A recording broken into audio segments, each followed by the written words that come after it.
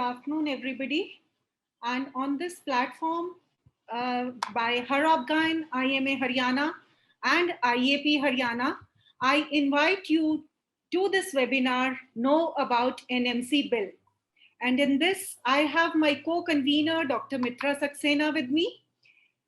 Then we have our program director, Dr. Ragini Agrawal, who's the founder president HARObGyn, who's also the chairperson Health Education Public Awareness and Webinar Committee IMA Haryana. And we have our chief guest Dr. Sharda Jain ma'am, who is Secretary General of DGF. And actually ये मुहिम जो हम आज जिसकी बात कर रहे हैं, Know About NMC Bill, if you wish to live your professional life with dignity. So this is what we are talking about today, and the spark has been by our Dr. Ragini Agrawal and Dr. Sharda Jain ma'am, who motivated us to speak about this, to talk about this, to discuss it, and to spread it among all the doctors so that everybody knows what NMC bill is, और जो हम NMC क्योंकि हम doctor हैं हम ये कर सकते हैं और ये नहीं कर सकते, और दूसरा जो डॉक्टर नहीं है वो सब कुछ कर सकता है, हम इस लड़ाई को लड़ना चाहते हैं ताकि हम अपनी नेक्स्ट जनरेशंस के लिए एक अच्छी प्लेटफॉर्म छोड़ के जाएं मेडिकल प्रोफेशन के लिए. So that is what we are about to discuss today, and we have the coordinators here. We have Dr. Ajay Arora, who is President IAP Haryana 2021, who is also Secretary of NNF Haryana and IMA AMS President Gurugram 2021. Then we have Dr. Punita Hasija, who is President IMA Haryana and has been as Vice Chairperson North Zone National IMA Wing, Doctors Wing, and has held many posts. Then we have Dr. Divya Saxena, who is the Director Saxena Multi-Speciality and who is also a course director of diabetology, and more so, she is the Secretary of IMA Haryana. Then we have a very dynamic personality, Dr. Karan Punia sir, who has been the state president last year of IMA Haryana, and he is also a member of National IMA Standing Committee for Medical Ethics. And last but not the least, we have Dr. Ajay Mahajan, another coordinator who has been the immediate past vice president of IMA Haryana. So these coordinators would be also coordinating with us on this bill with the speakers, and we have three very important speakers today. We would be discussing about various topics, about the various chapters that this NMC bill holds, and about that I would be inviting Dr. Neeraj Nagpal sir, the torch bearer of this NMC bill, I would like to say, and he is the chairperson and managing trustee of MLAG. He has been the ex-president IMA Chandigarh State Branch, and he is director of HARObGyn Clinic Chandigarh. Before that, I would like Dr. Ragini Agrawal to speak a few words before we start with the academic part and the talks. Thank you. Thank you, Jyoti. Very good evening to all of you. Thank you so much joining this particular today's webinar. Whoever is here is a leader. I am able to see almost 50 participants are there. Thank you so much sparing your time for your own dignity and for your generation next. As a parents, I will say that we are parents for the coming next generation. We have some responsibility. If as a parent, we are not able to give something to our child, leave them in a lurch, it's not a good thing. We do everything in our capacity for our own child. So being a senior doctor, a coming generation is our children, not our only a genetic children. We have responsibility for our medical fraternity. So today we are living a life of a second-grade citizen. We are comparable to a greedy luteras. We are being hit by everyone whenever they want, and the society is standing totally dumb. They have emotions. We don't have any emotion. And for last, I think 40 years of my practice in medicine, I am seeing the same scenario, and it is increasing day by day. But today, where we are standing, if we are still keep mum, we are really going to be doomed. Because if you read this bill, there are only responsibilities. There is no rights. Or not only the responsibility, those responsibility, I think if God come on the earth, they also can't do it. The thing is that under the CPA, when we are charged like any dukandar, please see this word. एक हाथ से ताली नहीं बजती है. जिस दिन अगर हम CPA में हमने उपभोक्ता को पैसा देना शुरू कर दिया, तो फिर हम कहाँ के भगवान रह गए, कहाँ के गॉड रह गए, और कहाँ के डॉक्टर रह गए, और वो कहाँ के पेशेंट रह गए, वो तो क्लाइंट हो गए. हम इतनी ज्यादा एट्रोसिटीज क्यों सह रहे हैं? ठीक है, हमने डॉक्टरी की है, हम एक प्रोफेशनल हैं, हमें हक नहीं है, लेकिन हम मदर टेरेसा भी नहीं है. तिरुपति में बाबा जी के ऊपर भी पैसा चढ़ाना पड़ता है, और मदर टेरेसा को भगवान जाने कितना क्या क्या मिलता है. तो इन बातों के साथ एक मैं फूड ऑफ थॉट आपके पास छोड़ रही हूँ कि देखिए, आप लोग जो यहाँ जुड़े हैं, मैं आपको सबको नमन करती हूँ कि आपने समय निकाला है. शायद आपके दिल में कहीं कोई चिराग जल रहा है कि अब हम नहीं सहेंगे. और एक सबसे पहले इसको शुरुआत करने के पहले, जैसे हम वंदना करते हैं, मैं डॉक्टर शारदा जैन की वंदना करना चाहूंगी. मैडम यहाँ नहीं है, मैं भी आपकी तरह बिल्कुल ही आराम से जिए जा रही थी, बस गुस्सा हुए जा रही थी, मुझे भी नहीं मालूम था. मैडम ने अगर ये ना डाला होता तो ये चिराग ना जलता और हम यहाँ सब नहीं डिस्कस करते.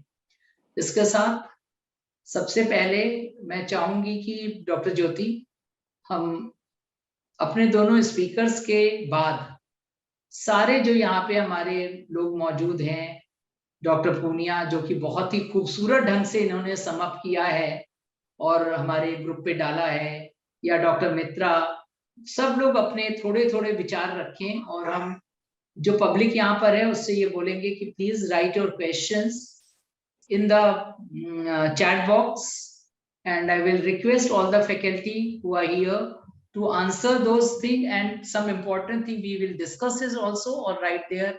And please see, if you able to see this email ID on my background, emrb.ethics@nmc.org.in, please write it, and you have to send the message on this. We are not happy with this NMC bill. We want to be discussed. We want to be changed.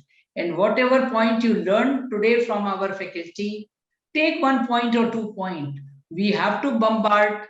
The date is closing. It is 22nd June. And after that, it is beyond your capacity to fight. So please write a mail, motivate your friends, and we want 1 lakh plus mail on this email ID. Note again this email ID. Thank you so much. Over to you, Jyoti. Thank you so much ma'am. Actually मैं दोबारा से अपने participants जो कि लगभग 90 की संख्या में पहुंच चुके हैं, मैं उनसे दोबारा विनती करना चाहूंगी कि इस मेल आईडी पर रोज दिन में 1 से 10 मेल्स डालिए, ताकि हमारी मेल्स का नंबर ज्यादा हो और सरकार को लगे कि हाँ, हम जागृत हुए हैं, हम जगे हैं. तो मेल्स प्लीज डालते रहिए. और अब हम टॉक्स करेंगे, उसके बाद मैं अपने कोऑर्डिनेटर्स के भी कमेंट्स लूंगी. And for the first talk, I would invite Dr. Jagsonpal sir, and his topic is professional conduct, responsibilities, duties, and rights of RMP. Over to you, sir. Thank you, Dr. Jyoti. Thank you, Dr. Ragini. I need to first correct you people. Why are we here? Are we here for what your flyer says, NMC bill? NMC bill has already been passed. It has already been notified. Why are we discussing that? We are not here to discuss the NMC bill. What we are here to discuss is National Medical Commission RMP Professional Conduct Regulations 2022, which have now been placed in the public domain. So we are not here. We can't do anything about the NMC bill. That NMC bill has become National Medical Commission Act, and it is already in operation on us for the past 2 years. When NMC bill was put in the public domain, Medico's Legal Action Group was one of the people who we had sent our suggestions at that time also. Of course, it was not heard, but the point is, I wish to correct this anomaly which is going on, that we are here today to discuss what the new regulations are going to be and not the NMC bill. The regulations are related to ethics and professional conduct, and doctors have been governed by the Hippocratic Oath and the variations thereof, where it comes to ethics and professional conduct. Under law, first there was the Indian Medical Council Professional Conduct, Etiquette and Ethics Regulations of 2002. Now that is being changed, and this new draft has been placed in the public domain for the public comments, and this is the draft we are going to be discussing and commenting on. Anybody who wishes to make suggestions is free, but I have a strong suggestion and a request. Please forget turf wars. A urologist fighting with a surgeon who's doing urology, a gynecologist fighting against a MBBS doctor who's also doing gynae practice. We need to focus on the lowest common denominator. And our lowest common denominator is MBBS. Whatever suggestions you give, please keep that MBBS doctor in mind. While we are having our turf wars on who should be dealing with gynae surgeries, whether surgeons can do or not.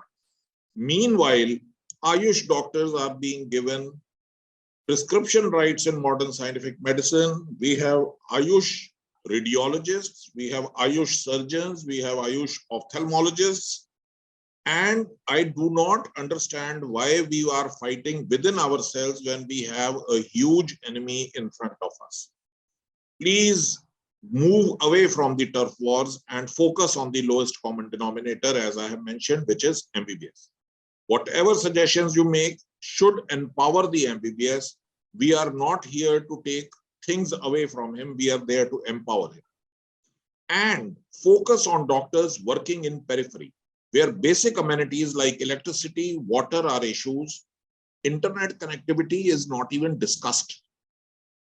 So you cannot give suggestions which are pertinent only when you are practicing in Delhi. Please have a broader vision. Please think of the doctors who are working in difficult areas where electricity and water is a major issue, what to talk of internet connectivity. So your suggestions should keep this in mind and focus on providing professional space to our youngsters who are joining practice. It is not only MBBS. An MBBS doctor can be 20-year-old MBBS doctor who has been practicing for the last 20 years and he has an established practice. What I am coming to is, let a fresh MD gynae and MS gynae who comes into practice, we have to ensure she has a professional space to work in.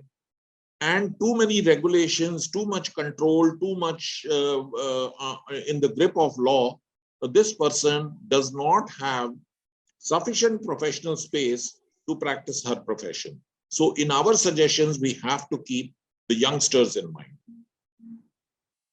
When I talk about what amendments, what changes we are wanting in these regulations, one of the first things you have to realize is the definition itself of modern medicine is given very vaguely in this. In the entire vague definition of modern medicine, and all of this definition can be picked up from here, cut pasted into the Central Council of Indian Medicine Act, and Ramdev will be able to claim tomorrow that his medication is also modern scientific medicine if we go by this definition. There is only one line in this definition, that is modern scientific medicine has international uniformity. But international uniformity, we are suggesting you add over here among majority of the countries in theory and practice, and also mention over here that it, however, does not include Ayush systems of medicine. If you cannot write the word MBBS over here, at least write it, however, does not include Ayush systems of medicine. This is one strong recommendation we are giving. A registered medical practitioner means a person whose name is either in the state medical register. The problem is Maharashtra is allowing BAMS doctors to be registered in the state medical register of MBBS doctors. Haryana gave that order. It was challenged. I don't think that order has still been revoked. The point I'm trying to raise is health is a state subject and individual states have the right to decide whether a 10th class person who has some training in with some doctor, can he be registered in the state medical council? It is up to the state government. So what we have to get added over here is who is qualified in modern scientific medicine, which is in other words MBBS. So either MBBS term should be used or at least this much should be written, who is qualified in modern scientific medicine. Then is the issue of prefix, suffix. What has been suggested, the NMC is recognizing that doctor term prefix is being used rampantly by a number of people, and there is a need to distinguish medical doctors from, or doctors of modern scientific medicine from other doctors. Now, different people have given different suggestions. I am interacting with many associations because as Medical Legal Action Group, we have already sent our recommendations to the NMC. We have also placed those recommendations in the public domain so that everybody can either delete or add onto it and send their own recommendations. But I personally feel tomorrow, if somebody calls me as medical doctor Neeraj Nagpal, I find it a bit, I'm not very happy with this. Instead of this, I would much better prefer the US system where it is Neeraj Nagpal MD or Neeraj Nagpal MBBS, because even MD, the Ayush people have an MD degree. What the Ayush do not have is an MBBS.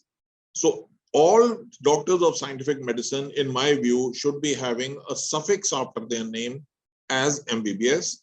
Even doctors who have done MD in Russia, which in India is equivalent to MBBS, after they pass their foreign medical graduates exam, should be entitled to use the term MBBS so that it is uniform across the board.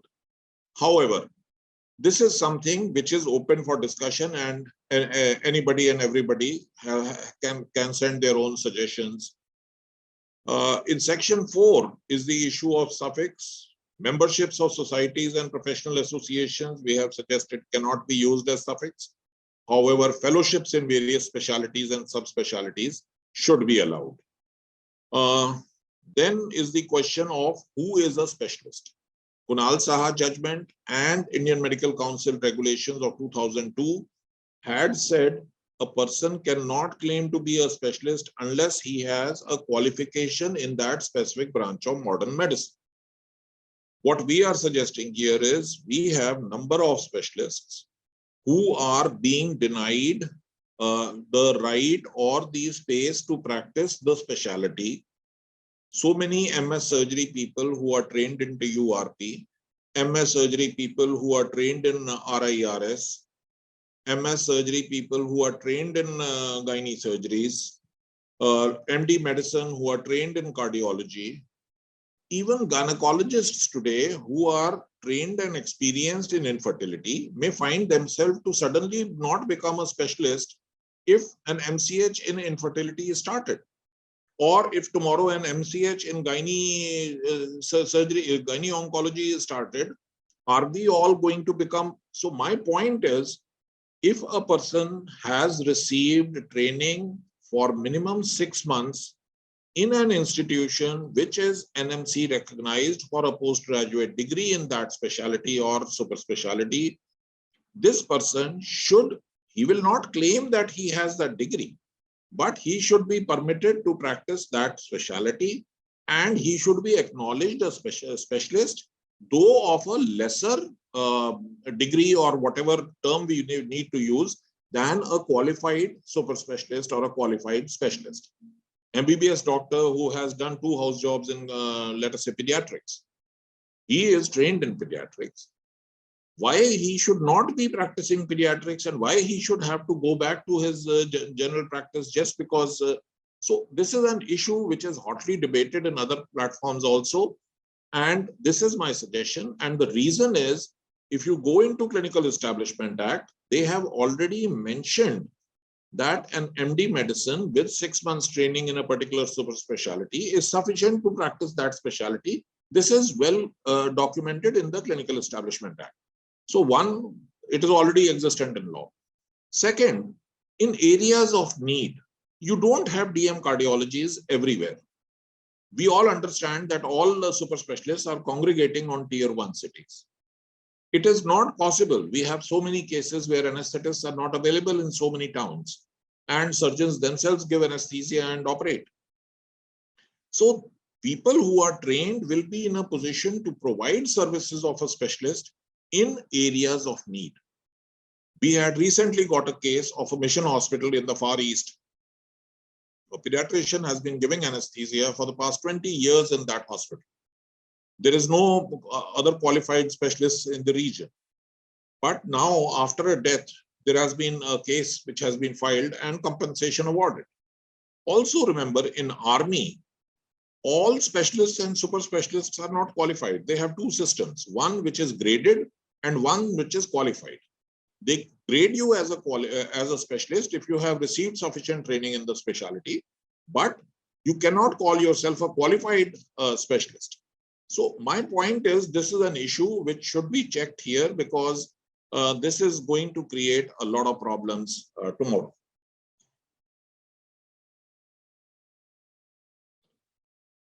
Then section 4D is we should not encourage people who are not qualified in modern scientific medicine, and we should not be training them.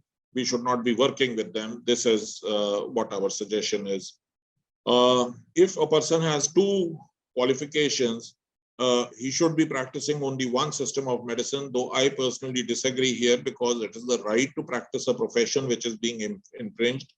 However, this is a soft objection that we have given. My main problem is regarding the continuous professional development.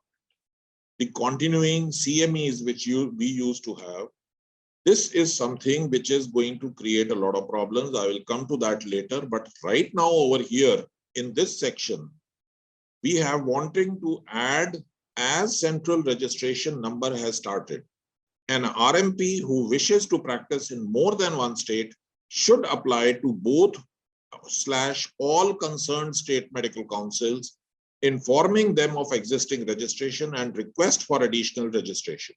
State medical councils shall provide license to practice after a proper fee has been deposited within a period of 15 days, after which RMP would deem to have been given the license. Unique registration number of RMP may be linked with state medical register rather than allotting 2-3 different registration numbers. Why this is important?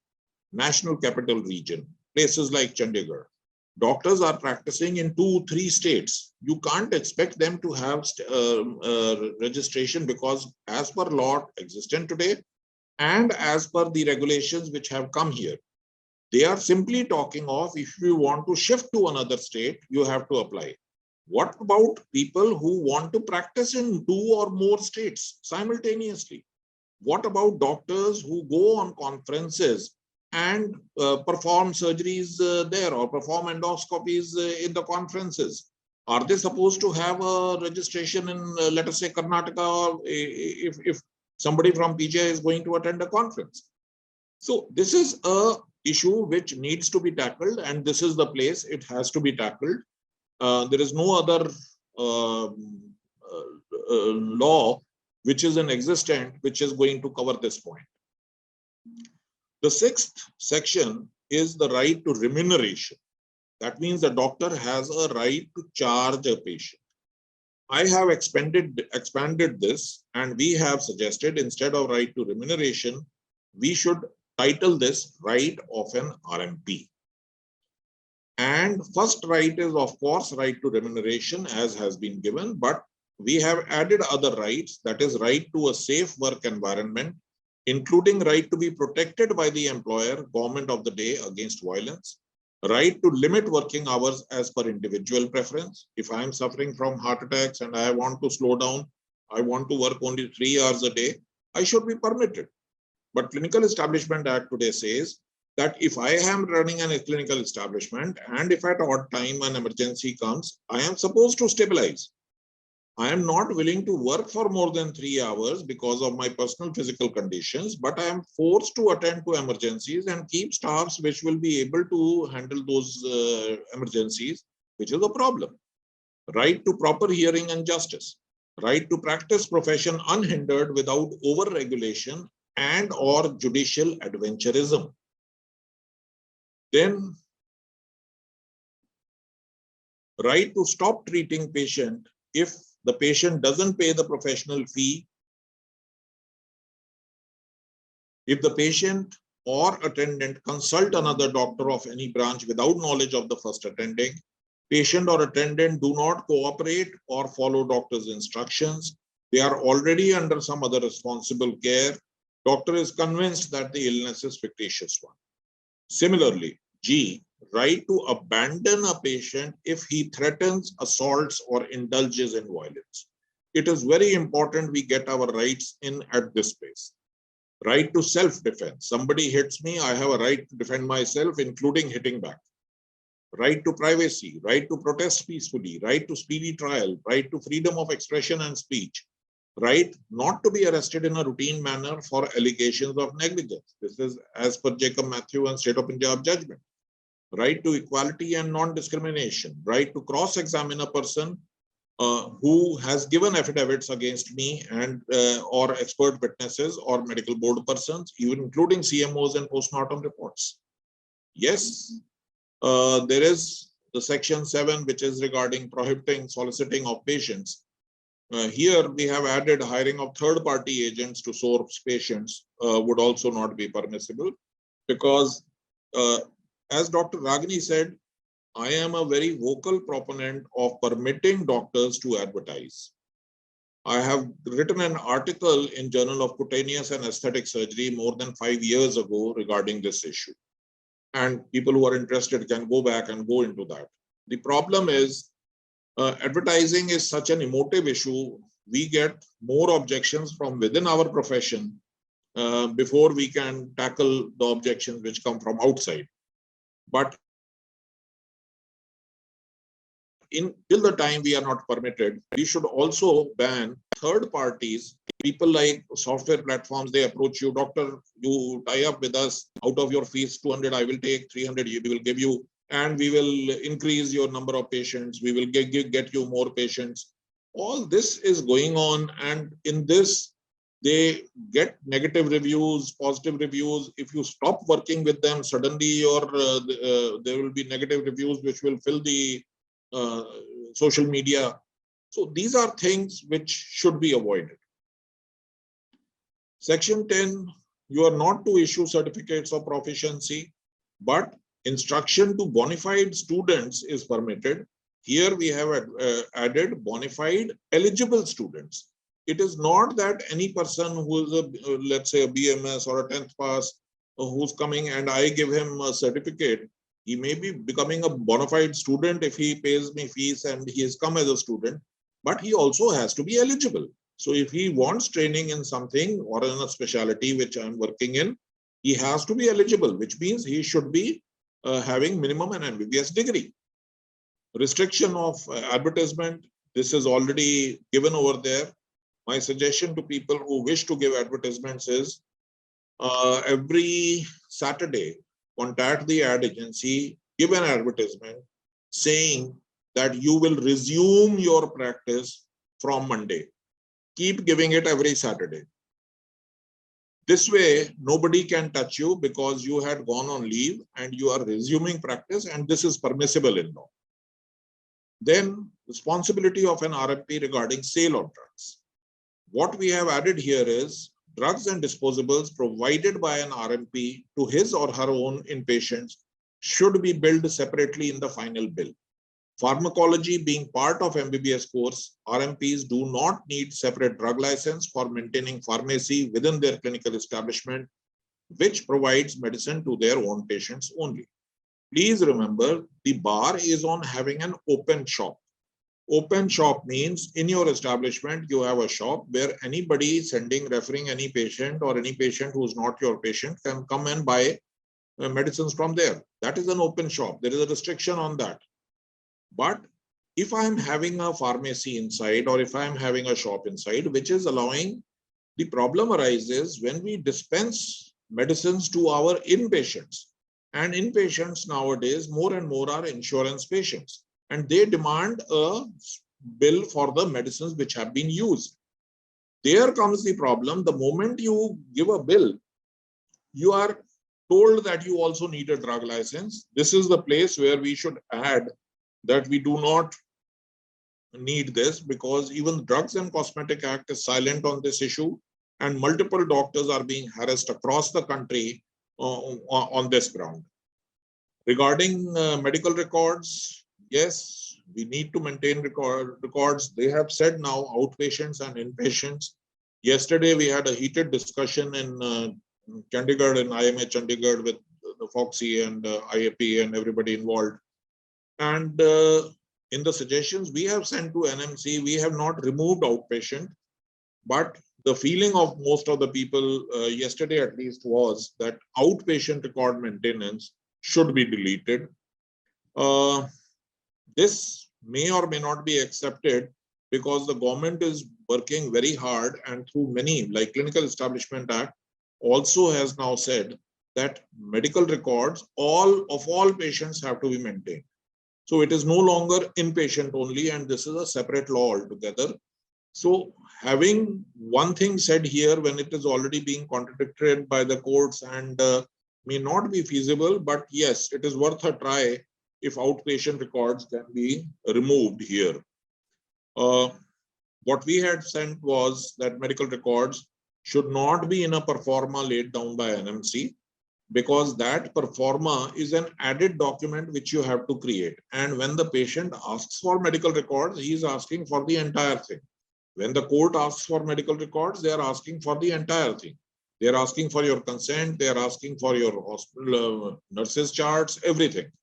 So a standard performa laid down by NMC is not what the courts are accepting, nor what the patient is asking. So there is no point in this. And what we have suggested there is medical records should be clear, comprehensive, complementary, and contemporaneous. Proper storage of electronic records, however, should not be the responsibility of RMP. And if he has chosen a platform which is recommended or provided by NMC or Ministry of Health and Family Welfare, you want us to maintain electronic records, fine, we'll do it. But provide us the platform. Because tomorrow, I decide to store my records. There is a company which is running today, 3 years down the line, 5 years down the line, the company stops working. The company simply dissolves. They sell the company to somebody else. They do not, or there is a loss of privacy of the medical records. Why should I be responsible for that? You decide which platform we have to use. We will use it. Either you provide it on your own, or you recommend that we are supposed to use this particular platform. We will use it. But after that, what happens to those records is not our responsibility. And if a request is made for patient records, hospital is supposed to earlier provide it within 72 hours. What has come in section 13 is you provide it within 5 working days. I think it is acceptable. All we have said is request for documents by health insurers should be exceeded only after consent from the patient has been taken if he is compos mentis, and only certified photocopy of various records should be given to health insurers, not the original reports. Insurers are asking for films, insurance people are asking for photographs. And all this should be checked over here. Section 13D, again, RMP shall fully digitize records, but on a platform which is provided or recommended by Ministry of Health and Family Welfare or NMC. This is very, very important. We don't want to practice using a platform in the private sector and tomorrow being held accountable for using it. Section 16 is practicing euthanasia.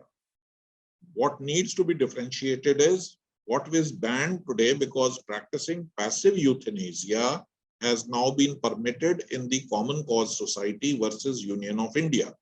But you have to follow a certain procedure, certain guidelines which have been given there.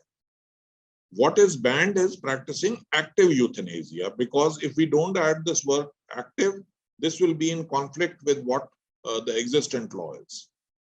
Then issue of consent is there, where it is mentioned that husband and wife both need to give consent in case a procedure is being done which can result in infertility. Well, even an MTP can result in infertility at times. And for MTP, however, this is what we have added, that if the patient is again compos mentis, only the patient's consent is necessary. This is as per the MTP Act, so I don't think this is wrong to suggest this here. Section 23 is regarding incapacity. If a registered medical practitioner has any incapacity, induced or otherwise, basically use of alcohol or other intoxicants during duty or off duty, this or off duty needs to be taken away. We have agreed that operating under influence of alcohol taken during off-duty hours would also constitute misconduct, but then working or being made to work for more than 12 hours at a stretch would also constitute misconduct, since sleep deprivation can also affect decision-making or skill in treating a patient, equivalent to taking a lot of alcohol. This is important, though again objections have been there that if a private sector doctor has been working hard in her own nursing home and she operates next day, somebody can claim she was not fit to operate after working for 24 hours. But then our focus is on the residents. Maybe the language can be changed and focus may be made on the residents, but this mother-in-law syndrome that we used to work for so many hours non-stop in our times, so they also should be doing it. In our times, we never faced violence. We never had cases filed against us for making errors. Things are very, very different now, and we need to acknowledge it as well as the society outside. Confidentiality. Again, the only thing added is regarding the cashless hospitalization and insurers. The photocopies only should be given to them, not the original reports. Patient care. RMP is free to choose whom he will serve, except in cases of life-threatening emergency. However, what is mentioned is RMP should neither neglect the patient nor withdraw from a case without giving adequate notice. Now, what is adequate has not been defined. So we have put in over here, instead of adequate, the term should be a notice of 24 hours to the patient and his family. This is very, very important, or you define what adequate word is. Referral, follow-up consultation should be planned as required by the patient. This again we have cancelled, and what we are suggesting is follow-up consultation should be planned as is deemed necessary by the RMP based on the condition of the patient. Because tomorrow the patient may say, I did not need this consultation, this was unnecessary. And if a government doctor is coming to your private sector and he is to report or inspect something, what we have added over here is the inspecting RMP should keep the report confidential and not make it public except when required by the law. Then is the issue of gifts and so family or RMP should not receive any gifts. However, this does not include salaries or perks and benefits RMPs may receive as regular or contractual employees. These are words in yellow which are highlighted, which we have added because doctors at times are working as part-time consultants or as part-time employees of even pharma countries. However, One thing which is mentioned in this section is also RMPs should not be involved in any third-party educational activity like CPD, seminar, CME, which involves direct or indirect sponsorships from pharmaceutical companies. This has to be deleted and opposed in toto. CPD or CME programs have been made very, very difficult in these regulations. It is necessary for you to have those CME credit hours. This is now becoming statutory requirement. And you are not permitting pharma companies who may be using CSR funds for educational activities for doctors by this regulation. And I may not even know which company is actually sponsoring a particular event. We are sitting here today. Jagsonpal is the company which is sponsoring. By these regulations, we cannot be sitting and interacting on this platform. So this has to go. And I hope the pharmaceutical industry also supports us in opposing this. Then RMPs may be required to file an affidavit regarding their financial earnings or benefits received in past 5 years. The point is, where is this affidavit to be submitted? Because in my income tax returns, I am already declaring my all sources of income.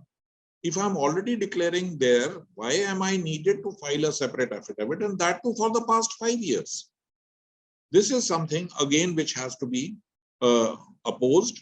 Most important thing which I wish to discuss, which I have not discussed so far, is the continuous professional development. Sir, I think So, that sir, Dr. I think- Punia Malik will take, and after that we'll discuss. And I think second speaker should start. yeah.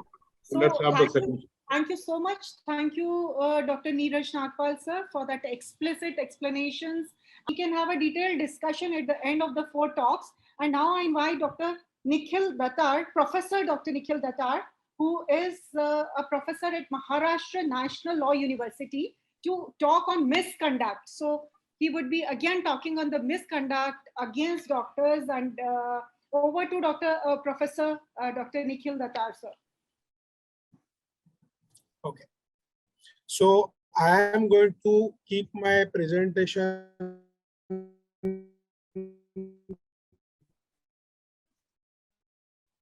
very suitably on the thinking about, and this particular chapter 6 talks about a professional misconduct. So the objective of this presentation is primarily to make you aware of what is going to change and how it is all going to affect our professional life and practice. Secondly, I want to provide a direct reference to every listener over here who wants to write to NMC and resist / show objections, give suggestions, but does not know exactly what needs to be done. So the whole idea is I am going to take you through clause by clause what is written, what was written previously. That is, I am going to show the clause. I am going to compare it with our relevant regulation which existed right from 2002. Then I'm going to explain what is my thought process, and then I'm going to say as to what should you be writing when you are writing an email as an individual or as a society or a body or whatever it is. Am I clear on this aspect? If anybody can give me a flags up, please. All right, great.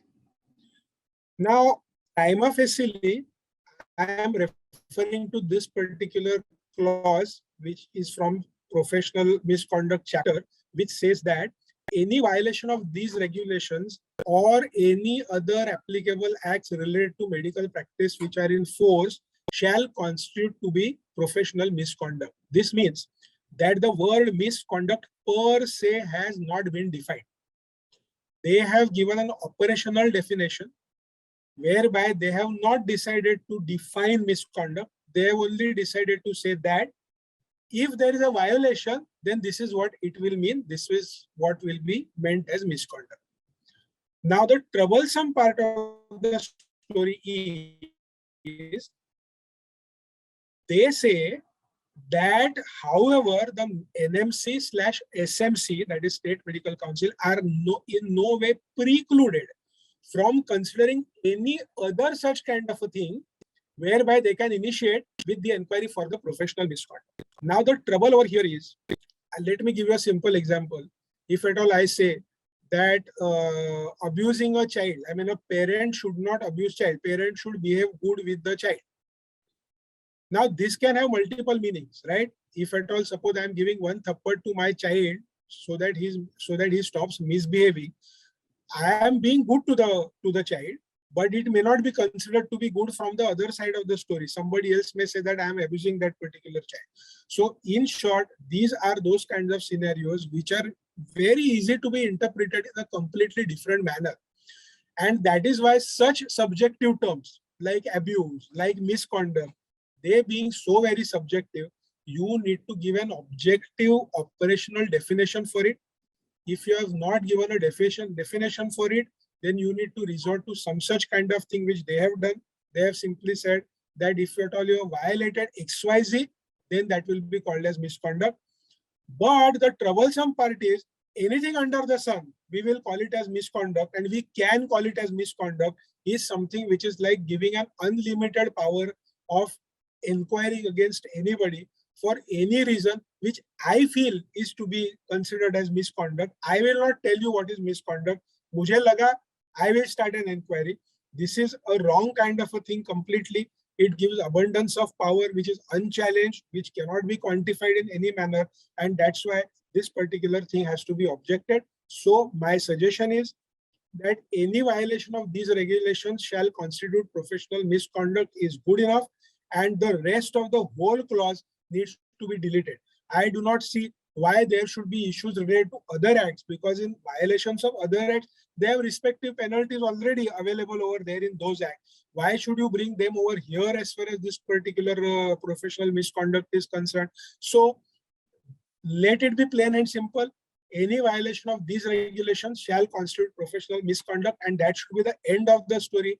There should be nothing more than that. So when you all are going to write the suggestion, you can say that please delete rest of the clause and please mention only this particular thing. That is what is my suggestion. That's what I'm going to write, and that's what I'm sharing with you. Now let me take you to the next clause. Okay, that is clause number 39, which is the procedure for complaint of professional misconduct. Now this is something which is otherwise quite straightforward, that aggrieved person will file a complaint in State Medical Council through website, online, offline. They have tried to give some kind of a timeline of 2 years whereby it should be sorted out. That's what they are saying. And further they have gone and they have said that where the aggrieved person is not able to come and make a complaint, then there are few other people who can make a complaint. Now there is a list of other people to which there is no objection, but there is one place where they have said who all can complain in absence of the aggrieved person: family member, relative, and a friend. Now we have an objection to this particular word because friend is again a very loose terminology. Anybody can be called as anybody's friend. We have ambulance chasers across abroad particularly. Now we are having ambulance chasers in India as well. Now these friends will be another ambulance chasers. They will be the medical council chasers. That means there is quite a possibility that somebody can get up and say that call me as a friend and I will fight a case for you. If whatever I get, we will share it 50-50%.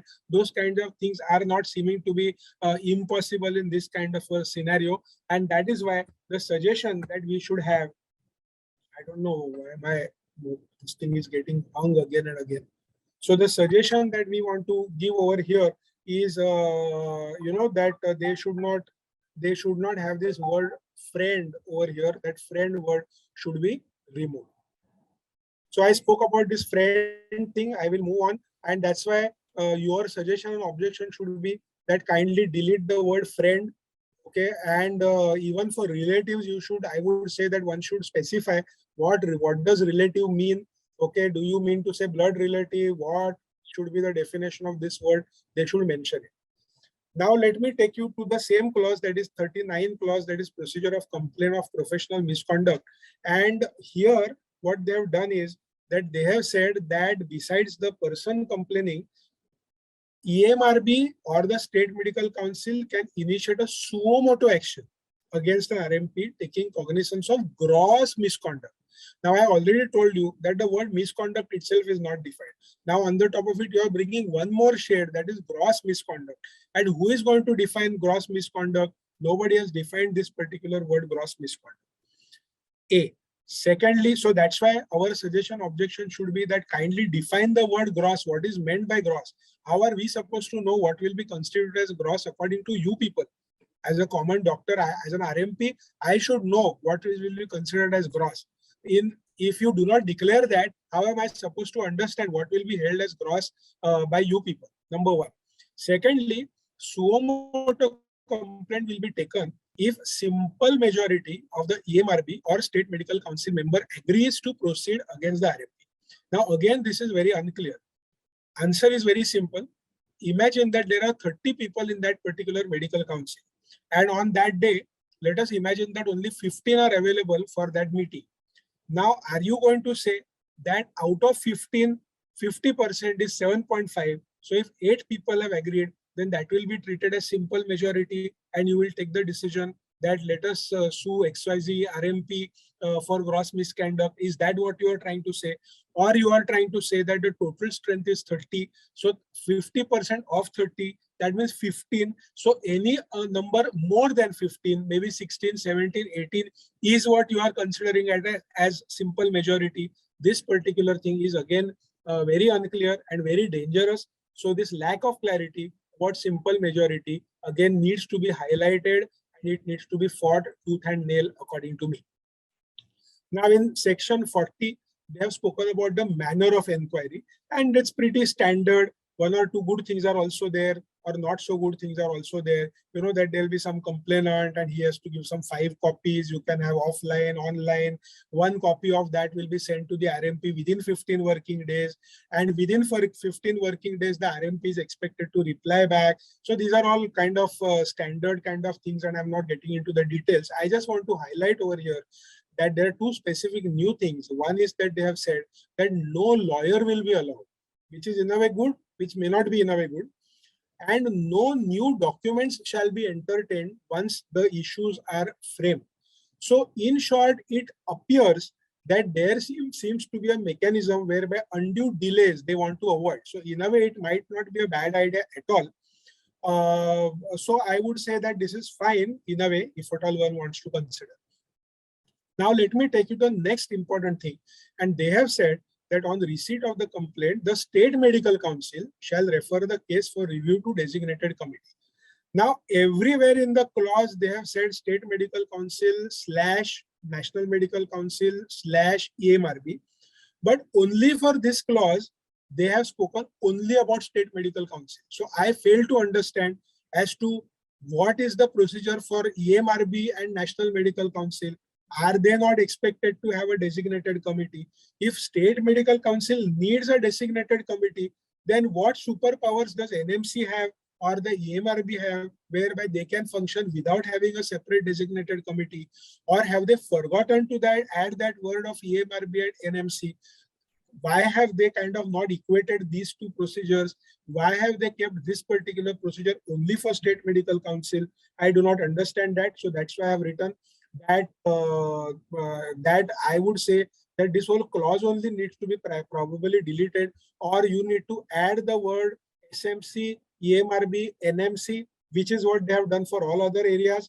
That is probably what is suggested. That is what I am going to write, but it is up to you all to decide how you want to decide and do about it. Now let me take you to the next important clause, that is dismissal of a complaint. Now, this clause has been expanded to quite a great extent, and there are some good things about it that they can only simply dismiss the complaint. They can only give a warning to the person. They can also send the person for retraining. They can also suggest some kind of a counseling to the RMP. So these are probably some of the good things that are there. However, there are 2 very deadly and dangerous things which I want to really highlight, and which I think it's an extremely important thing. Means if at all suppose we write only, if I am told to write only 1 complaint or 1 suggestion, then probably I will say that this will be my 1 suggestion that I will like to write. Now, in this particular column, for the first time, alternative penalty in the form of pecuniary damages have come. Up till now, no medical council had the capacity to order for pecuniary damages. However, for the first time, we are seeing pecuniary damages over here. And I fail to understand that how many more agencies do they require now to punish the doctors and give pecuniary damages. Now, criminal courts also can give pecuniary damages. Civil courts are already there. Consumer courts are already there. Your all the new nursing home related laws, etc., are there for pecuniary damages. Now, to add to that, they want the medical council also to give pecuniary damages. So how many more people are going to punish us and give us pecuniary damages? So this is something which I significantly fail to understand. So that's why my suggestion will be to completely do away with this particular clause. And I want to draw your attention to clause number 5, which says that the SMC or NMC may restrain the RMP from performing the clinical procedure or examination as deemed fit, holding suspension, restraining the RMP from practice until the case is decided only with full consensus. Now, this means that today, for a so-called misconduct, which primarily has not been defined, I can be pulled up by the medical council. I am issued a notice. I reply to the notice. On this, no judgment has come so far. Time that is available for the council to give a judgment is 2 years. However, pending my inquiry, they can restrain me from performing my clinical duties or clinical examination or procedure or whatever it may be. Now, at the end of 2 years, there is a very high possibility that the medical council may come up and say that, sorry, we don't consider you to be guilty, so we are letting you go off. But who is going to compensate for the loss of 2 years of my practice? And we all know that the doctor's practice is extremely volatile. If you have not been asked to practice for 2 years, no employer is going to keep you in the job. Even if you have not been considered to be guilty, no employer is going to keep you in the job.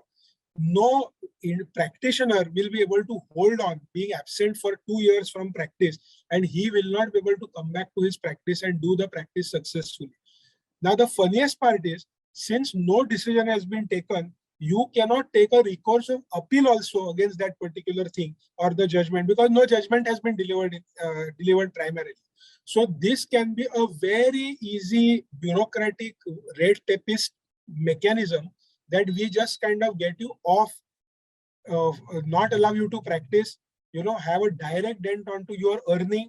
And at the end of the day, we can still come out and say that, no, it was just a wrong thing. We just did an inquiry and sorry, all is good. Please continue your practice back again. So I think this is extremely draconian, and this has to be really, really fought tooth and nail, because this is, and I mean, kind of completely illogical kind of a thing.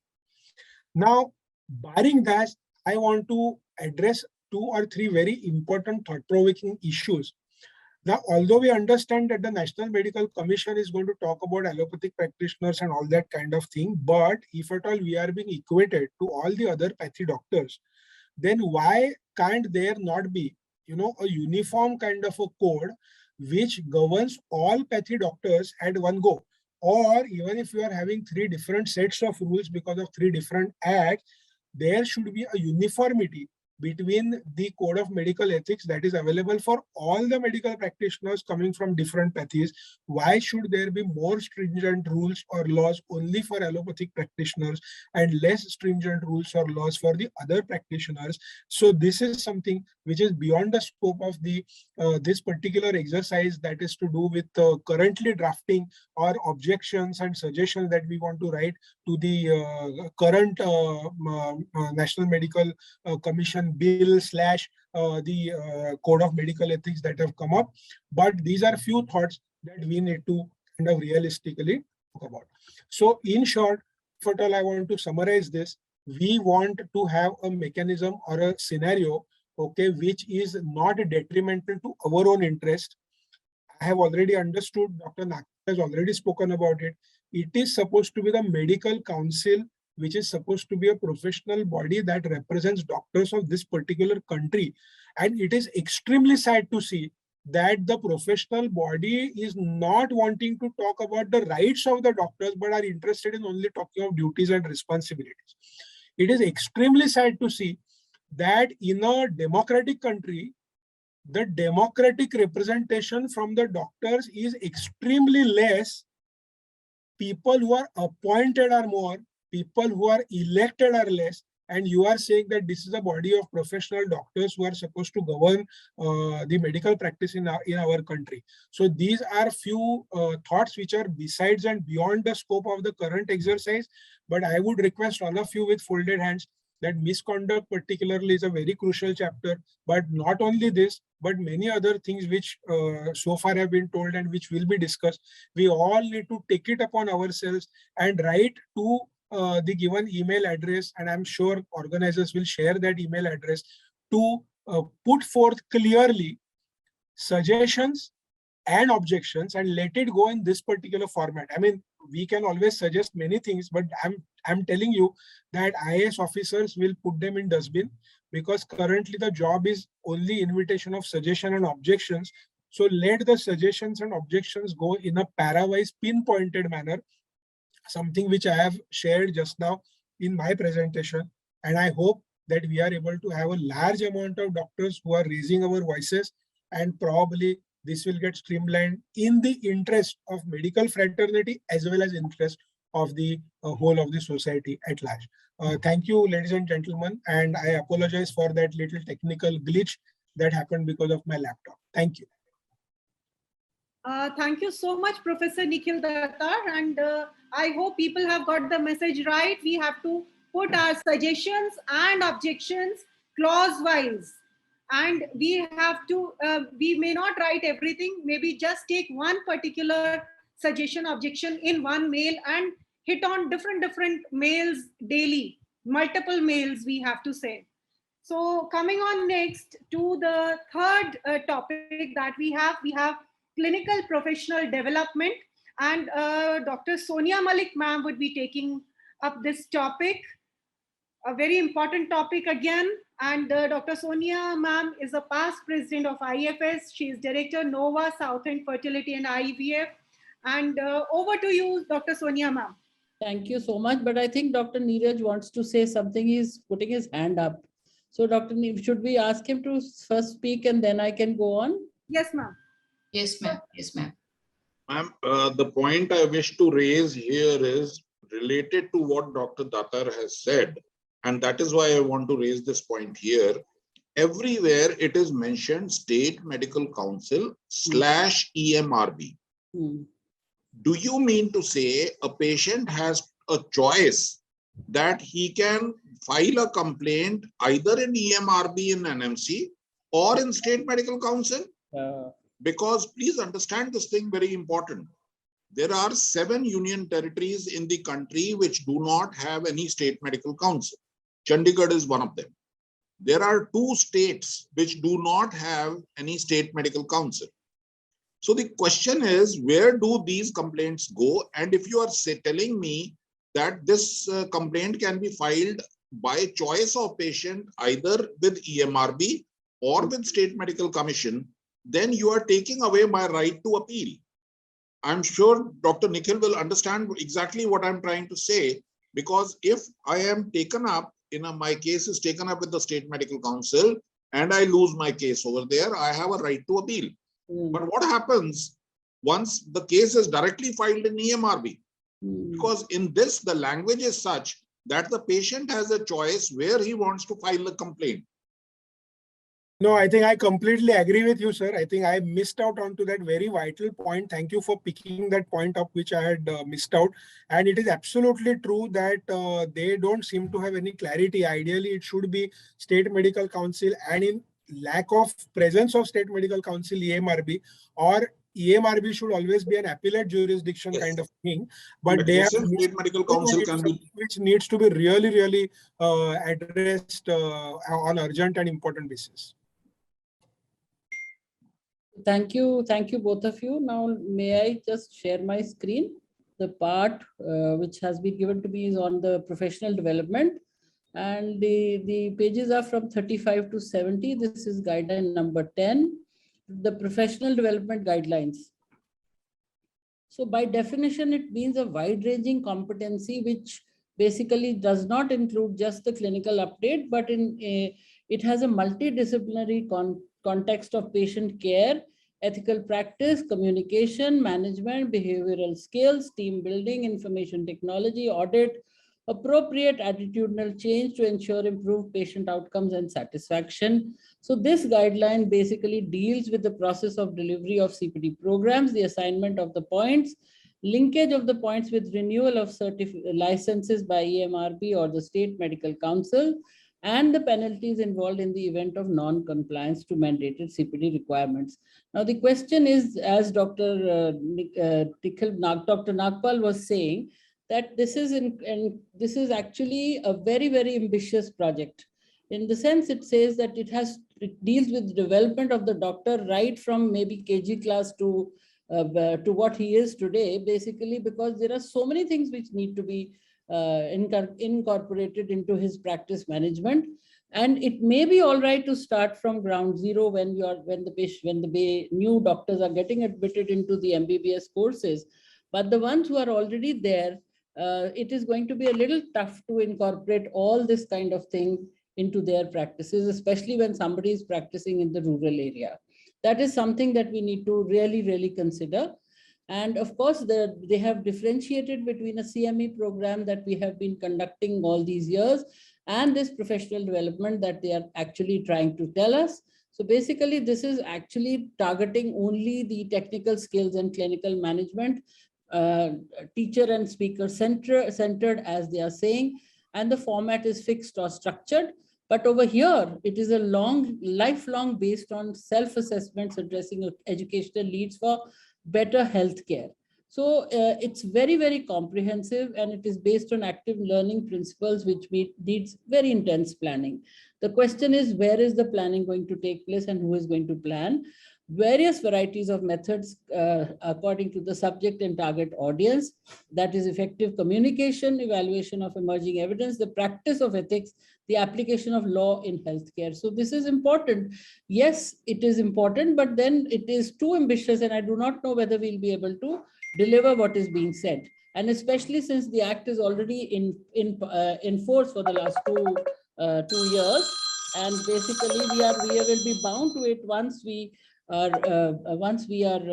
these rules are also they come into action. So they have also identified the organizations who can deliver these programs. It can be delivered by any registered medical professional bodies like associations, state, national, and international, which means IMA, etc., medical colleges, hospitals approved for DNBE program, research institute, national institute like AIMS and Institute of National Importance, government organizations like National Disaster Management Authority, National Institute of Disaster Management, other institutions involved in healthcare training and education, provided that they take a certification or they take a permission from the council. So they will be responsible for developing the CPD program, identifying the speakers, obtaining approval to conduct the CPD from the EMRB and the state medical councils, disseminating information regarding the CPD to ensure enrollment, including those of practitioners in the peripheral area, conducting the CPD, obtaining feedback, submitting a report to the state medical council or the EMRB at National Medical Commission. So will there be some training from the National Medical Commission is something that we need to know. Will the state medical councils will be also giving training for this kind of a thing? Naturally, we will have to have some kind of a TOT. Otherwise, the dissemination of this program, as they are saying, will be very, very difficult if the ones who are going to start rolling out this program do not know what is actually entailed in it and what is expected of us. So as far as the delivery of CPD programs is concerned, it may take the form of a face-to-face program, which is category 1 and 2. They have divided it into 3 categories. I shall be talking just about in the next slide. And of course, it is an online self-paced or hybrid form, depending upon the nature of CPD. Your research programs and your research papers would be in the category 3. Following missions on education can also be involved in these credit points and in development of the CPD program, which is like the National Digital Library of India, Swayam, Swayam Prabha, 32 DTH channels, eShodh Sindhu. I do not know how this is going to help us. National Program on Technology Enhanced Learning and Virtual Labs. Now, again, I reiterate what I'm saying in the first one. We have to consider the huge number of doctors that we have today, out of which lots of doctors are not yet, they are not well versed with the internet, with the use of computers, and therefore this kind of virtual lab program, enhanced learning, is going to be difficult to start with in such categories of doctors. However, the newcomers, as Dr. Nagpal was saying, may be benefited by it because they are generally very well averse. They are not at all averse to computer management and computer training. They are actually very good. So the categories of the CPD program, as has been explained, is 70% of the program will be devoted to knowledge updates and skill development, which means the CMEs that we are already doing. And this will constitute category 1 CPD, which is not difficult for us because we are already doing this. The 30% of the program would be devoted to cross-disciplinary areas, for example, bioethics, professionalism, communication, public health policy, evaluating evidence, biostatistics, etc. This is going to constitute 30% of it, and this is category 2 CPD. This will be helpful in improving the quality of care backed by the scientific evidence which we are collecting from here. So the third part, which is category 3, will be self-directed online CPD, scholarly work, which may be basically the kind of data collection that you have done, or the papers that you would want to publish. When is this expected to be initiated after the rules are notified is not mentioned in this whole text. No timelines are suggested. And the most important thing is, where are we going to get the funding from? We have already very, very clearly heard that the pharma companies are not going to be funding us, and there is going to be no funding from anywhere at all. So then, are we going to self-fund these programs? And if so, are we going to charge fees, and how much is the fees going to be? Because it will have to be commensurate with the kind of practice that the doctor is doing. It cannot be one for all. So that needs to be, although as Dr. Nagpal said, we have to go down to MBBS level and consider that all of this is for the MBBS doctor. But then when you are going to charge fees to fund a program of this stature, then definitely you will need a lot of funding. So that needs to be considered by the rule makers, and they must tell us what exactly is in their minds. So then what about the medical practitioners? What are they supposed to be knowing? This document is applicable to each one of us. Every doctor is required to reflect on his own professional needs. This will allow them to register for CPD programs based on their individual needs. What I forgot to read out over there was that these programs, once they have been initiated, will be on the website, and you can check and choose from there which ones you would want to log into or attend, not log into, but physically attend, because it has to increase your credit points, and you have to know your own professional needs. So every RMP is responsible to meet their mandated CPD points on a yearly basis, and everyone is required to maintain a record of their CPD points. So they must be aware of the penalties that accompany non-compliance, which was not mentioned in this section. I would request the other two speakers, if they have read it somewhere, to please just share it over here after I finish this. So the RMPs should be aware that the mandated CPD points constitute a minimum requirement, and they are encouraged to enhance their CPD exposure based on their needs of assessment. Category 1 and 2, like I said, is in the ratio of 70:30, and category 3 should not be more than 50%, barring some special situation. So 50%, less than 50% category 3, and out of the rest of the 50%, 70% will be knowledge enhancement and 30% will be skill enhancement. So the roles and responsibilities of the State Medical Council will be updating and maintaining the database and records, disseminating of CPD activities for RMPs to register, auto reminders of CPD activities to ensure completion of credit points, suggestion of CPD based on their area of practice, subject expertise, etc., creation of a portal linked to EMRB for uploading the credit points for each RMP, and to get a review of the proposed CPD program submitted by the organizers. Are encouraged to use the expertise of medical education units present. So what are the CPD credits? You have to at least get 6 CPD points every year, but the minimum is 3 credit points. And at the end of 5 years, you have to collect 30 CPD points for a renewal of your license. This is very important because basically your license will be depending on what you have collected. Why, till now, what was happening is that the faculty in recognized medical colleges who are actually teaching were not actually so seriously allocated the CPD credit points. But however, now these faculties will also be required to achieve the mandated CPD credit hours as for other RMPs. So everybody, including the teachers of medical colleges, will be expected to collect the 30 CPD credit points no matter what it is. So therefore, I would just want to say at the end of it that this is a very ambitious project and no timelines are specified for initiation. If we have to do it the way it is visioned, it is actually envisioned by the makers of this project, and different levels of programs will have to be created depending on whom we wish to upskill, needs to be upgraded each year, and the CPD bank will ultimately have to be created, like, you know, we have the question banks for various exams. And dissemination will require time and money, of course. And basically the million-dollar question always is funding. Who is going to fund this very ambitious project? And of course, if we are going to charge fees, where is the fees going to be? Is it going to be variable or is it going to be similar for all our doctors? And I think I can take your suggestions for this. Thank you very much. That is all that there is in this particular section of the program. Thank you, Dr. Sonia. I would want your remarks, both of our learners.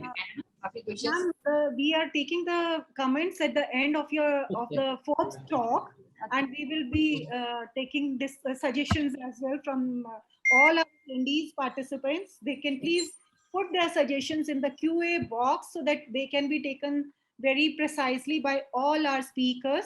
And for the last telemedicine part, again, I invite Dr. Neeraj Nagpal, sir, to take it forward.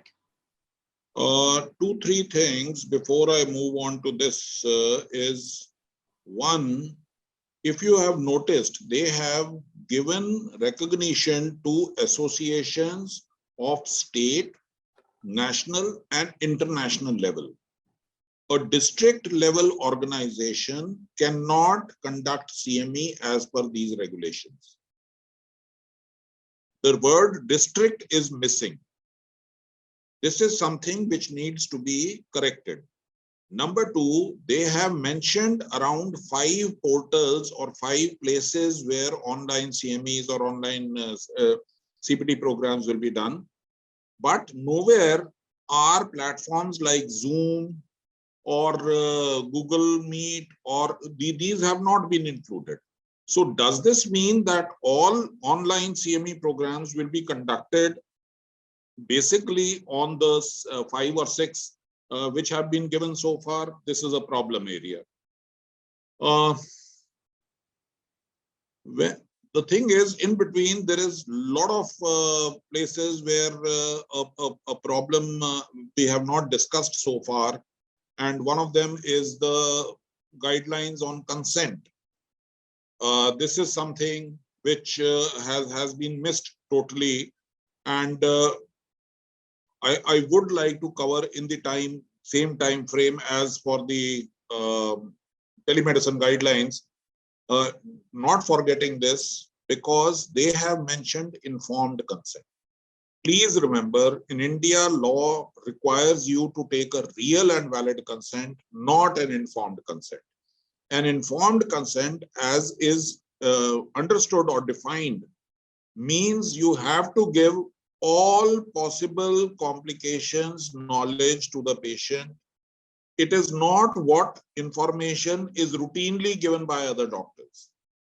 As of now, with the kind of health literacy India has, we do not practice informed consent. What we are practicing is real and valid consent.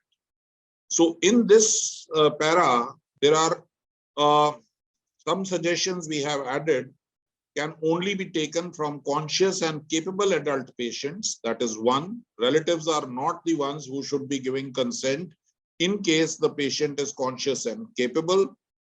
RMP should be transparent and truthful in disclosing all the common risks. This is a word we have added because disclosing all risks and benefits is something which is fraught with danger.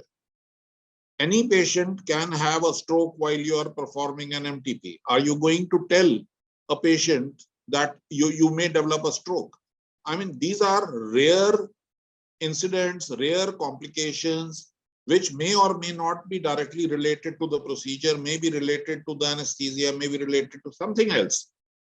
So effectively, the common has to become here, and the alternatives and risks and benefits which have to be explained should be ones which would be explained by another reasonable and prudent doctor.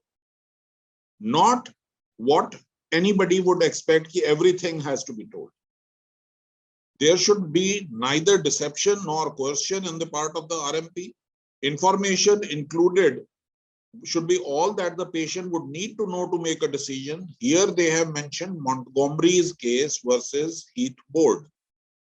This needs to be deleted because this again moves away from real and valid consent, and the judgment which India follows today is Samira Kohli versus Dr. Prabha Manchanda 2008 and the Sidway and Bethlehem Royal Hospital governors. I'm sure Dr. Nikhil Datar and others who are listening to me will understand the difference why I am mentioning this, because Montgomery as of now is not what is, though it has been referred to in certain judgments. Even Punjab and Haryana High Court has referred to this in as late as 2019. It is still as of now not applicable uniformly across the country. It is not what is the statutory requirement. Then type of information should be added over here, that which any other reasonable doctor would share with a patient, not what a patient man would want to know, because a person can say he wanted to know everything, and you are not in a position to disclose everything given the scenario we have today where patients are not even allowed by the relatives to be told that they have cancer. For consent, we have mentioned over here, pre-printed procedure-specific informed consent can be made available after prior approval from SMC or EMRB. This is to be deleted. If State Medical Council or Ethics and Medical Regulation Board is going to approve each and every consent, then why do they not publish the consents themselves for all various procedures? After all, there are 4,000, 5,000 procedures only. Put them on the website, we will use their consent. But every hospital has to design their own consent and take approval from State Medical Council. This is ridiculous. To maintain uniformity of standard of care across the country, it may be better for NMC, EMRB to provide procedure-specific consents for all procedures, treatment, interventions, and surgeries. Though consent may be taken by a junior doctor of a team who should sign the same, however, primary responsibility of taking proper consent should remain of the doctor or whomsoever he has assigned from his team to actually do the procedure. Primary surgeon's name or name of whosoever from the team has been assigned to do the procedure should be mentioned on the consent form in all surgical procedures. And if the person assigned to do the procedure is changed, a fresh consent should be taken. I have added a lot in this, but the point is there are a number of cases, especially in institutions, where the consultant himself is not the person who's taking the consent. And this is also in corporate hospitals. So we need to add this to cover for these issues which are arising. While taking consent, you have to take consent for anesthesia as well as for blood transfusion. In special situations above 12 years, we usually recommend that the patient's consent should also be taken, not only the guardian's consent. In case of vulnerable groups or patients who are either illiterate or not conversant with the language of the land. This is a line we have added. A witness should be taken, but who is a witness? A witness would be a person who can explain what is written in the consent to the patient in his own language. This is entire job of the witness, nothing else. We should encourage all patients to assign surrogates who are indisposed should be encouraged is to be deleted, because a patient who is indisposed, how will he assign somebody? So we should encourage all patients to assign surrogates who will take decision and give consent on their behalf should the need arise. For sterilization procedures which are intended to cause permanent sterilization, we already know it is prudent to take consent from patient and spouse, but for MTP, we have added consent of patient only is sufficient. Refusal of consent, if the patient refuses to sign refusal of consent, this should be documented in the medical records. This line we have added here. There is conduct of RMPs on social media. The point here is what we have seen in this section 6. Patients who write unsolicited reviews of doctors need at time to be countered by positive review by satisfied patients. Studies have shown that negative reviews are more likely to be shared, forwarded, and vigorously pursued by dissatisfied patient than positive reviews by a satisfied patient. The problem is RMPs are being asked not to request or share patients' testimonials, but the patients have no such restriction. And negative reviews and even abusive language has been seen on social media against doctors. And I don't want to go too much into this, but the fact remains some kind of check and balance has to be there. Of course, soliciting of patients is an issue. This has already been taken up. CPD delivery, we have made certain alterations, but Dr. Sonia has already covered this. One thing I would like to mention there, instead of recognized bodies, it should be registered bodies, because recognition, who is to give the recognition is not mentioned over here. And in the framework of these accreditations, the number of credit hours which is being awarded for different activities is so abysmally low, 0.1 credit hour. How long am I going to take to collect the 30 credit hours needed? And individual state medical councils, some individual state medical councils are asking for 50 credit hours. So this is an issue, and this list has to be upgraded from this to minimum, what minimum credit hours are going to be awarded by the state medical council. Some kind of responsibility has to be there. Look at this application you have to make to register as an organization which can conduct. We need to give our registration with a, when we were registered with the charity commissioner. What has a charity commissioner got to do with the CME programs being conducted for doctors? This is what has been brought in. I don't know from where. The second thing is, it is mentioned very clearly that state medical council, when you are doing this, now we are coming to the telemedicine part. It is mentioned very clearly that if a patient is taking telemedicine consultation and he wishes to file a complaint, the complaint has to be filed in the state medical council where the doctor is located. I would like this wordings to be changed for any complaint to be filed by the patient. It should be filed in the territory where the jurisdiction of the territory where the doctor is located. By this one line, the issue of consumer courts or consumer complaints being filed in the place where the doctor is, where the patient is residing, to some extent we will be able to counter this. Of course, it will not be settled unless court looks at both of these things. But this is something where I wanted the consumer courts issue also should be raised, that cases should be filed there. If we can get this for telemedicine, we may be able to extend it tomorrow for a regular consultation also. RMP should ensure that there is a mechanism for patient to verify credentials and contact details of the RMP. How are we supposed to ensure this? A patient is contacting me for telemedicine, and I am supposed to ensure that there is a mechanism for the patient to verify my credentials. What is expected of me? I should upload my registration certificates. Then you will say I'm soliciting patients. Prescribing drugs without following process, arriving, again, part of telemedicine.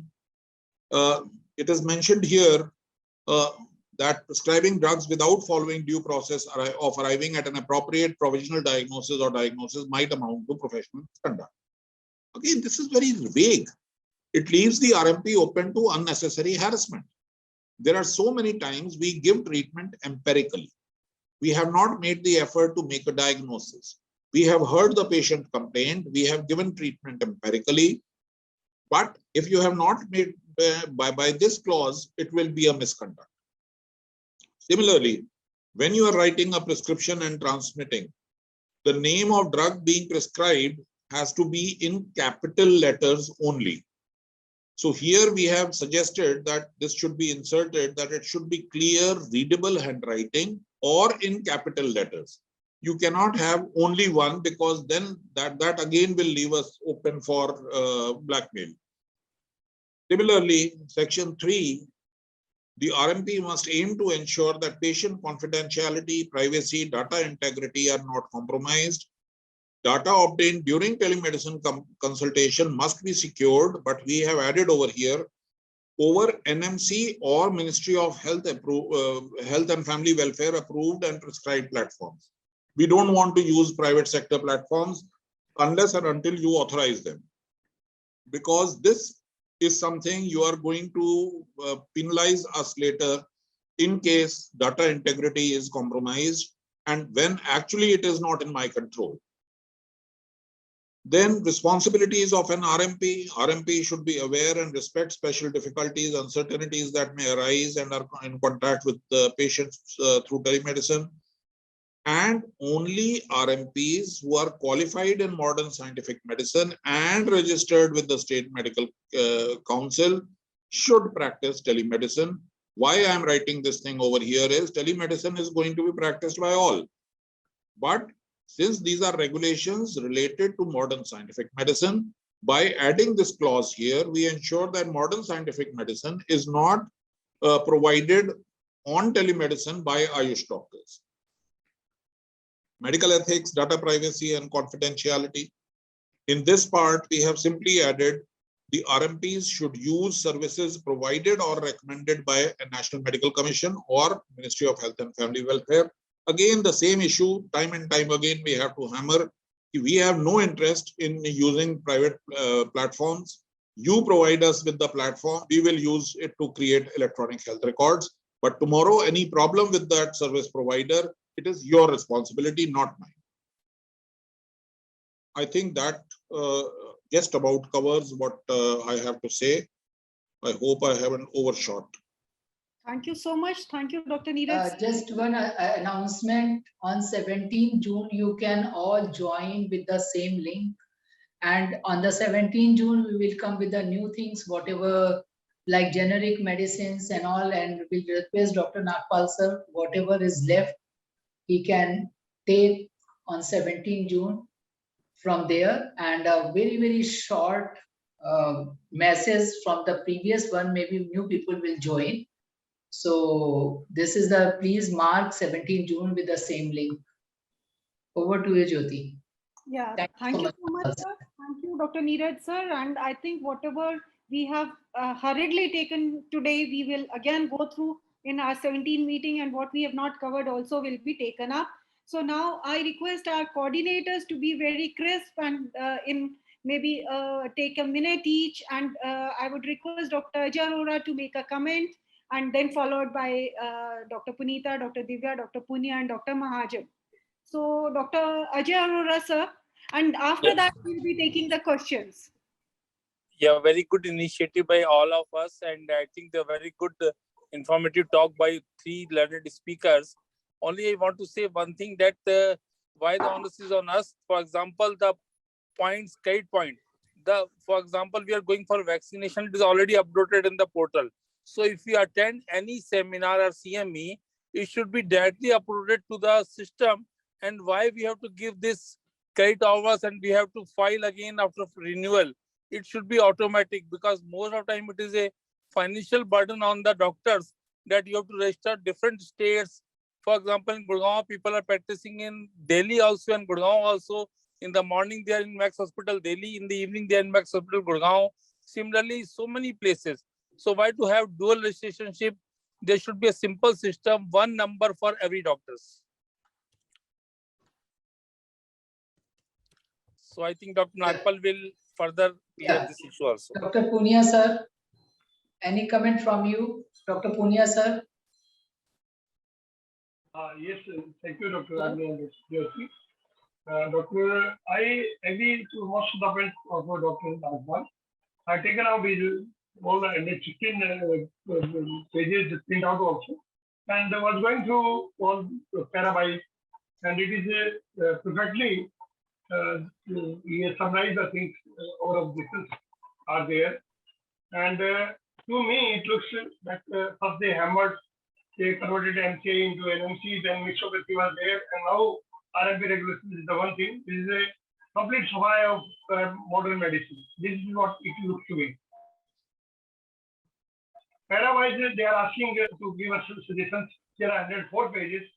It means they are trying to trap us. If you agree to some of them and you don't agree to some of them, at least get trapped into. I just want to ask Dr. Nagpal and those who know the law, does it have any legal stand if they don't agree to our suggestions and they don't adopt it? Do we have any legal stand to go against? If there is no legal recourse, there is always a legal. Are we ready to fight it on the roads? There is always a legal recourse. We can go to court stating that we had given our suggestions and these suggestions were not acted upon by the government.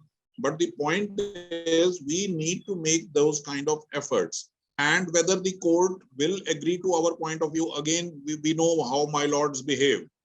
So that recourse is always there. It's not that it is not there. Yeah, that is agree, sir. But my point was that most of us, we are just putting in-house suggestions without going through the 104 pages. Sometimes somebody puts up some objection, somebody is putting some objection. No, sir. They are putting. Sir, we have from Medico Legal Action Group put in the public domain more than 10 days ago. Each and every point-wise, what changes we want, we have placed. My point regarding this continuous professional development, I also want a clause added, because what is happening today is there are so many specialty and super specialty organizations. They conduct their CMEs, but they do not bother to take CME credit hours. My point is, what is the penalty if PGI Chandigarh is conducting a CME or is conducting a program for education of doctors, but it does not bother to take CME credit hours? The answer I am giving it is too difficult. If it is so difficult for you, how is it going to be easy for IMA? How is it going to be easy for other organizations? So it has to be mandatory. Any educational program being undertaken, it has to have CME credit hours, because if you will make it available uniformly, then maybe a doctor will be able to attend 20% of them. Or let NMC conduct the programs only. Why involve any other organization? Yeah, I agree. Dr. Mahajan? Dr. Mahajan? Yes, ma'am.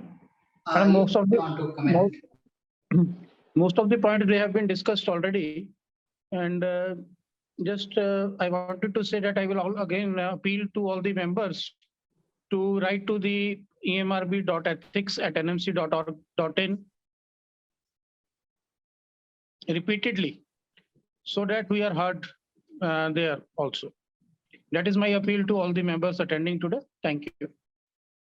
Dr. Mitra, ma'am. Good evening. Somebody has raised the hand, Deepika. Ma'am, Who is she? we'll take. I'll just give my comment and then we will take all the questions. My only request to our people, Dr. Nagpal, Dr. Nikhil and Dr. Sonia. See, we are, firstly, our doctors are too busy putting their brains in other direction and not waking up. So let's make things very easy, and whatever are the changes, which are the sum and substance of these meetings today and the next day, it should all be in a PDF form. It's very nice to listen and understand, but make it easy for everybody to send the mail. So if it's in a PDF form or whatever, so that from our emails, we just copy paste and just send it across.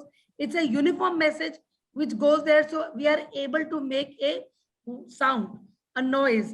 Secondly, I would say साम दाम दंड भेद, मतलब हम जो सही है वो भी करें और जो राउंड अबाउट वे है वो भी करें. इतने सारे डॉक्टर्स की इतनी ज्यादा पॉलिटिकल पहुंच है, पर सब जने इनर्शिया में बैठे रहते हैं. As if it is the responsibility of those who are sitting today and trying to bring everybody together, as if सिर्फ हम ही लोगों को तंग होना है, बाकियों को नहीं. So I think everybody, it's the responsibility. Black badges for 40 years. जो भी मिल सकते हैं, जो डॉक्टर अचल को मिले, जो एनएमसी में बहुत सारे डॉक्टर्स हैं, we have to make our रोना heard.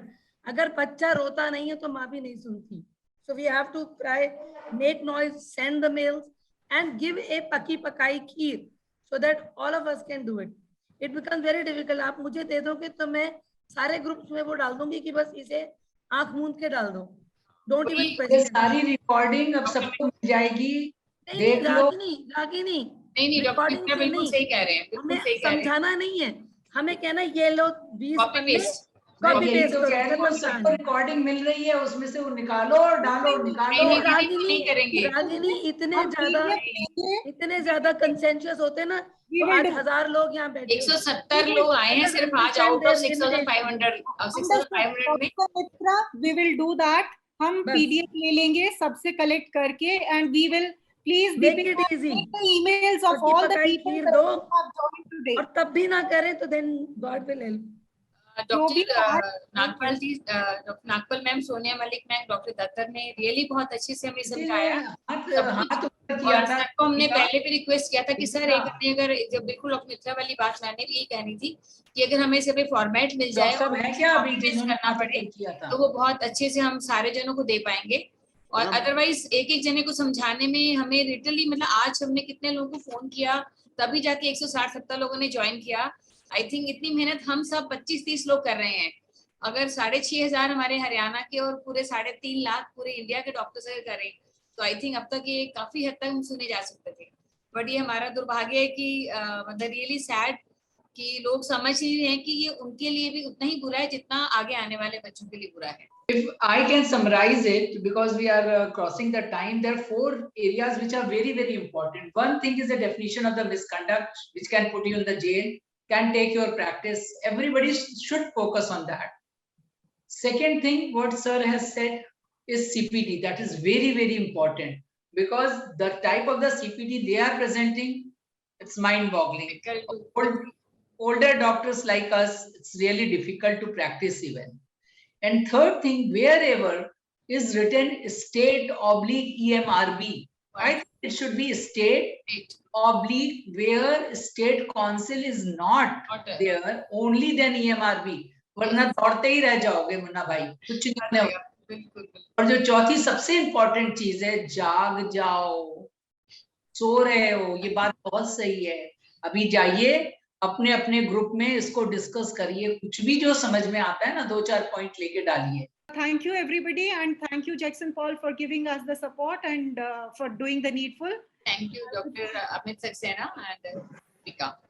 Thank you very much. All the panelists and all the speakers. फिर मिलेंगे 17 जून को. Thank you all of you. Bye. Same time. Same time. Good day, good night.